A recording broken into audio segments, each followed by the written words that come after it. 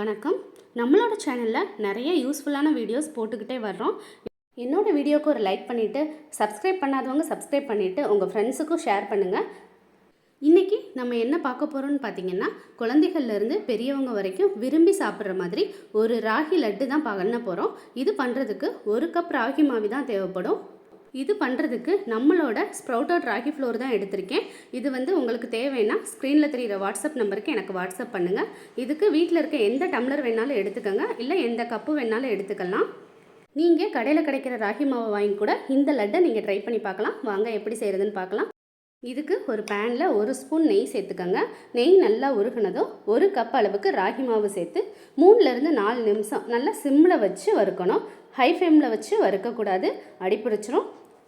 ராகி மாவும் ஃப்ரெஷ்ஷாக இருக்கணும். ஃப்ரெஷ்ஷாக இருந்தால் தான் டேஸ்ட்டும் நல்லாயிருக்கும். பழைய மாவாக இருந்தால் கொஞ்சம் ஸ்மெல் வர்ற மாதிரி இருக்கும். அதை பார்த்து நீங்கள் வாங்கி ட்ரை பண்ணி பாருங்கள். இப்போ இந்த ராகி மாவு நல்லா வறுபட்டுருச்சு. இதை வேற ஒரு பாத்திரத்துக்கு மாற்றி எடுத்து வச்சுக்கோங்க.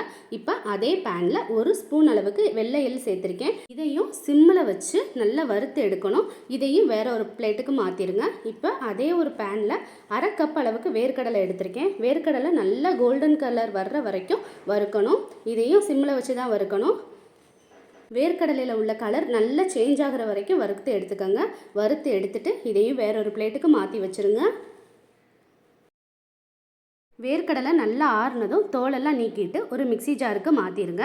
இதை நல்லா அரைச்சிக்கணும். அதாவது கடலையிலேருந்து ஆயில் நல்லா பிரிஞ்சு வர்ற அளவுக்கு நல்லா அரைக்கணும். இந்த பக்குவத்துக்கு அரைக்கணும். அப்போ தான் லட்டு பிடிக்கிறதுக்கு நம்மளுக்கு ஈஸியாக வரும். இப்போ இது கூட 1/4 கப் அளவுக்கு உலர்ந்த திராட்சை சேர்த்துக்கலாம். எந்த கப்பில் ராகி மாவு அளந்தீங்களோ அதே கப்பில் தான் நான் மெஷர்மெண்ட் சொல்லிக்கிட்டு இருக்கேன். உங்களுக்கு திராட்சை சேர்க்க விருப்பம் இல்லைன்னா இதோட 4 பேரிச்சம்பழம் கூட சேர்த்துக்கலாம். இதுவும் இதோட சேரும்போது நல்ல டேஸ்ட்டாகவும் ஹெல்த்தியாகவும் இருக்கும். இந்த மாதிரி பேஸ்ட் மாதிரி அரைச்சி எடுத்துக்கோங்க. இப்போ இதோட 1/2 கப் அளவுக்கு நாட்டு சக்கரை சேர்த்துக்கோங்க. இதையும் சேர்த்து நல்லா ஃபைன் பேஸ்ட்டாக அரைச்சி எடுத்துக்கோங்க. நாட்டு சக்கரையோடு சேர்த்து 4 ஏலக்காய் சேர்த்துருக்கேன். உங்களுக்கு இனிப்பு கொஞ்சம் இன்னும் தேவைன்னு நினச்சிங்கன்னா ஒரு 1/4 கப் கூட சேர்த்துக்கோங்க.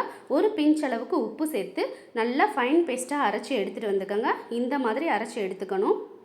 இப்போ இதோட நம்ம ஏற்கனவே வறுத்து வச்சுருந்த ராகி மாவையும் சேர்த்து மறுபடியும் மிக்சியில் அரைச்சிட்டு வந்து வச்சுக்கலாம்.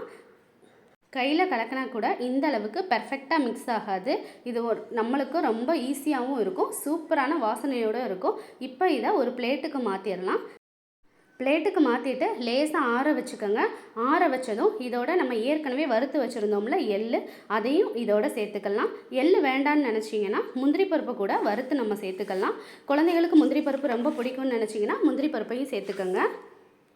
இப்போ இந்த எள் எல்லா பக்கமும் மிக்ஸ் ஆகிற மாதிரி நல்லா கலந்து விட்டுக்கோங்க. கையை வச்சு நல்லா கலந்துக்கோங்க. மிக்சியில் எள்ளை சேர்த்து அரைச்சோம்னா பேஸ்ட் ஆயிரும். அதனால் இந்த மாதிரி நம்ம எடுத்துக்கிறோம். இப்போ நம்ம சும்மாவே வச்சு பிடிக்கும் போதே ரொம்ப ஈஸியாக லட்டு பிடிக்க வரும். ஏன்னா வேர்க்கடலையெல்லாம் நம்ம அரைச்சி சேர்த்துருக்கோம்ல, அதனால் இப்படியே லட்டு பிடிச்சும் சாப்பிட்லாம். இல்லை குழந்தைகளுக்கு கொஞ்சம் நெய் சேர்த்து கொடுக்கலான்னு நினச்சிங்கன்னா 2 ஸ்பூன் அளவுக்கு நெய் சேர்த்து நல்லா பிசைஞ்சு லட்டு பிடிக்கலாம்.